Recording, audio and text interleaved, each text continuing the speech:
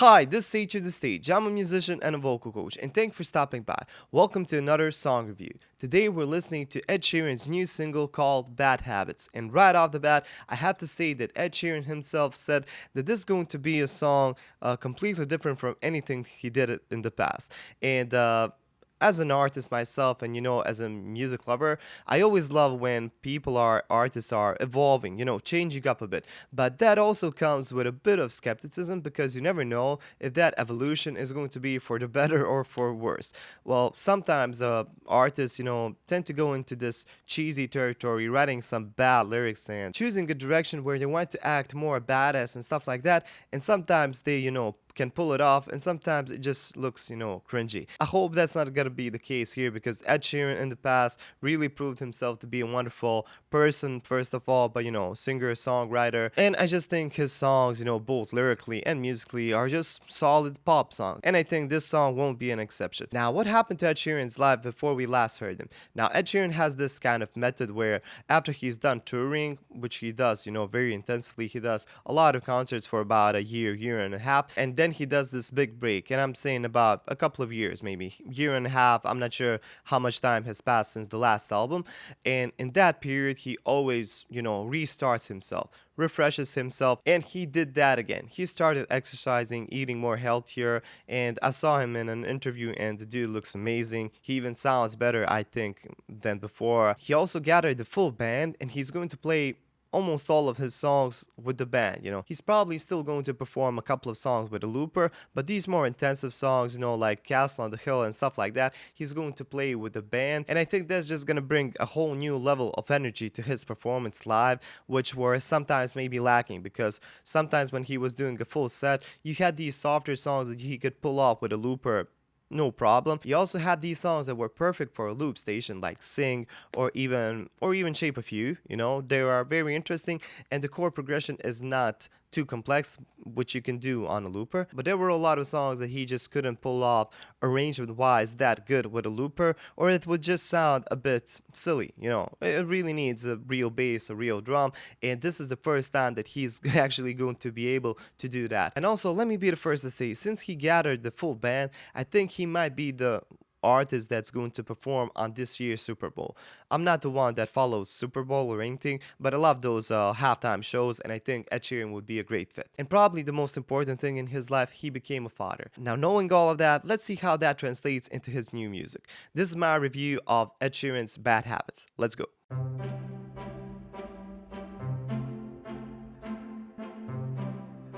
Okay, so I've just listened to the premiere on YouTube. It's 6 a.m. here, so I really got up to check it out first.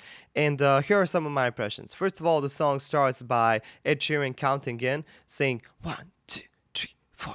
And that immediately wanted me to check out the BPM of the song. And to my surprise, it's not a round number. Usually these BPMs are, a round number or something easy to remember. But no, Ed Sheeran chose 126 and a half BPM. So it goes something like this. And yes, I'm not even kidding. 126 or 126 and a half. You can check it out for yourself.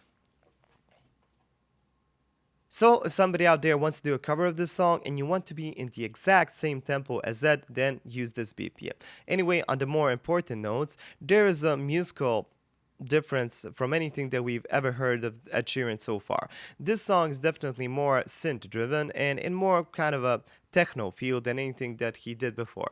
Now, I gotta say that I can imagine this song being performed with a full band, and I would struggle to imagine it just being done by a looper. And I think this is the first big difference that we're going to probably hear in other Ed Sheeran songs. This is probably going to be Ed Sheeran's most creative album, and this is why I say this, because this is the first time Ed Sheeran can do absolutely anything he wants with the instruments without having to worry about how he's going to pull it off live. Because I'm guessing that even though he's an incredible songwriter and stuff like that, he still had somewhere in the back of his mind the thought of, I'm not sure how I'm going to pull this song off with a looper. Now, don't get me wrong, that didn't stop him from experimenting. He did a lot of songs, that when I first listened to him, I thought that it was gonna sound weird with a looper and just an acoustic guitar, and he managed to pull it off every single time. But I think this is the first time where he's going to absolutely evolve in that sort of, feel. He's going to try everything, but with a full band, I think this song is just going to sound even more epic live. If you listen carefully to this song, you can notice that the acoustic guitar is basically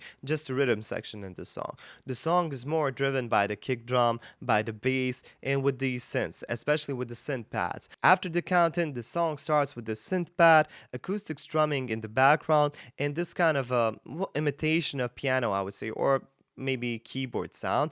I think even the imitation is actually played on the guitar, but I'm not completely sure. And it was really filtered out to make it sound like a synth instrument. And I think that's an interesting, production choice.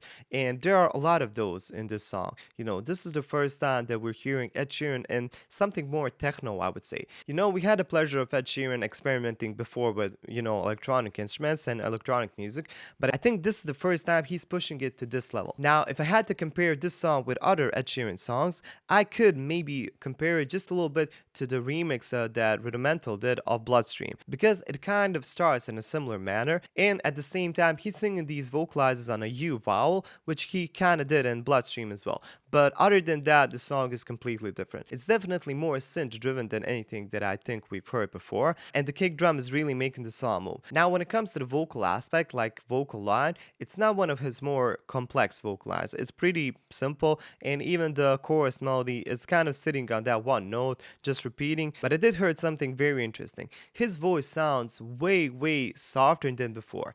And I say this as a very surprising thing, because usually artists, as they're singing more and performing more, their voices get tired, and often some of them, especially kind of more throaty singers like Ed, lose a bit of their range. Now, I think this is the first time that I'm hearing that Ed is going in a different direction. I think he's finally feeling way more relaxed and just completely in tune with himself, that his voice is sounding so soft and healthy, and I don't hear any vocal problems.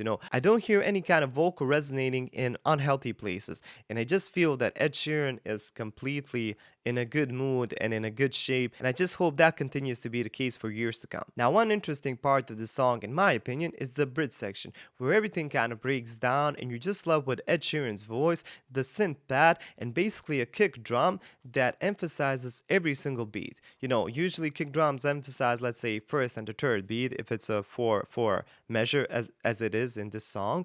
But no, this time he emphasized every single. So you have this kind of compressed kick sound that kind of sounds like,